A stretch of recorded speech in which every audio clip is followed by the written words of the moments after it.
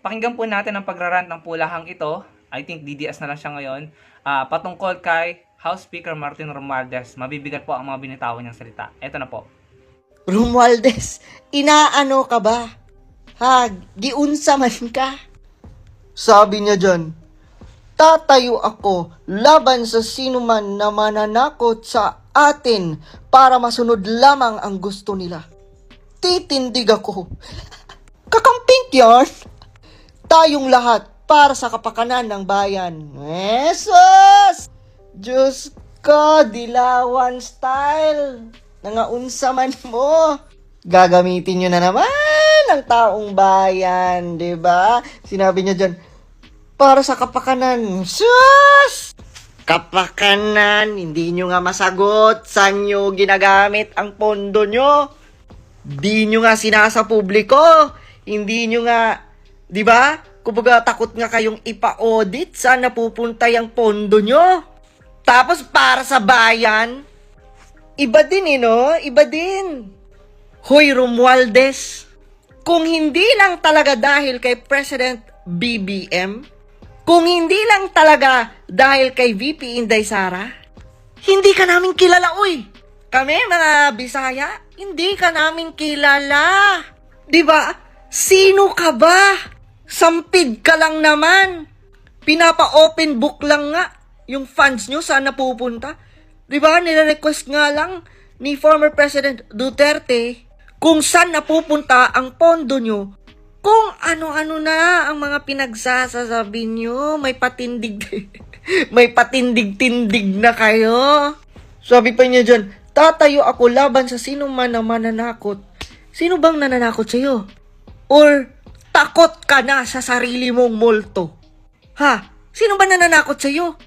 Wala namang nananakot sa'yo Ay, ganyan talaga pag sip-sip. Diba? Ganyan talaga pag manggagamit. Pananakot ba yung i-request sa inyo na i-open book ang pondo nyo? Kung saan nyo pinaggagagamit yung pera na yan? Pananakot ba yun? Alam nyo mga lords, as long as wala silang mapatunayan na winaldas sa mali ni VP Inday Sara ang confidential fund, as long as wala silang ebidensya na nagamit sa katiwalian ang pondo ni VP Inday Sara, kay VP Inday Sara pa rin talaga ako. Between sa mukhang to, kay VP Inday Sara ako. Sa mga Duterte ako. Result speaks, sa mga Duterte ako. Leadership, sa mga Duterte ako. Napatunayan, maraming nagawa, tunay na malasakit sa kapwa at sa mga Pilipino, ay Duterte ako. 'Di ba? Palinisan at hindi kurap, ay Romualdez, sorry, mas maniniwala kami sa mga Duterte kesa sa'yo. Hindi kayo kurap? Ba't di nyo masagot? Malinis kayo? Ba't di nyo masagot? No? Ba't di nyo masagot ang mga tinatanong sa inyo kung saan napupunta ang pondo nyo? Kayo ang may tunay na malasakit sa bayan? Ba't kayo nagkakaganyan? Diba? Kasi totoo lang, between the two of you, former President Rodrigo Duterte at ikaw, si former President ang may malasakit kesa sa'yo. Tandaan mo, Romualdez, hindi ka namin kilala. Grabe, no? Grabe naman yung angas niya sa pagsasalita niya, no? So, narinig niyo po, talagang ramdam na ramdam ko yung gigil niya at saka yung angas niya sa pagsasalita niya. Talagang mabibigat yung mga sinabi niya. Tama ba yung pagkakarinig ko, sinabihan niya na sampid lamang si House Speaker Martin Romualdez at sinabi niya na yung mga Bisaya daw, no, dinamay pa yung mga Bisaya na hindi daw nila kilala si House Speaker Martin Romualdez. Tawag niya sa sarili niya real talker yung ibang platform niya pangalan Mr. Real Talker, no, pero mukhang hindi naman siya real talker no. Sinong hindi nakakakilala kay House Speaker Martin Romualdez? Kung kilala mo si BBM, si Madam Imelda Marcos, dapat kilala mo rin si House Speaker Martin Romualdez kasi magkakamag-anak yung mga yun no.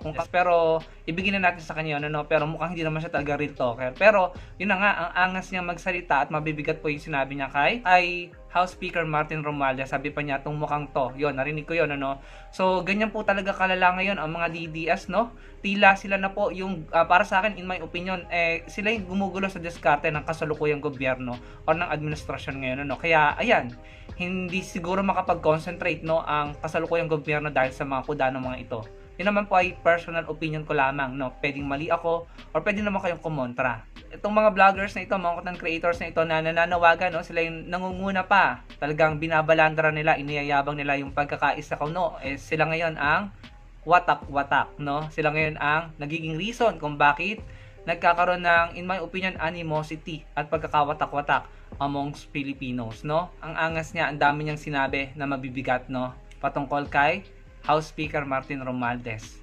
Pero karapatan niya yun freedom of speech niya yun no? Pero talagang nakikita natin na sila na mismo ang nagbabanatan. Pero kayo po ba, sang-ayon po ba kayo sa mga binitawan niyang salita, sa mga sinabi niya? Kay Atty. Leni Robredo lamang po ang suporta ko, ang suporta natin, ano? At kung sila man po ay nagbabangayan, nanonood lang po tayo, no? Bahala sila sa buhay nila. Ang problema, yung kanilang bangayan, yung hindi nila pagkakasundo-sundo, ang kanilang pagbabanatan, sino pong nagsasuffer? Tayo pong mga Pilipino. Imbis na nakakapag-focus sana sila sa pagpapaunlad, no, ng bansa natin at para maging komportable ang buhay nating mga Pilipino, hindi po, nagwo-worsen po, lumalala po ang sitwasyon. Dahil isang factor na nakakaapekto sa nangyayari sa bansa, sa kalagayan natin na pahirap ng pahirap, ay ang magulong liderato, magulong pamahalaan at hindi nagkakasundong gobyerno.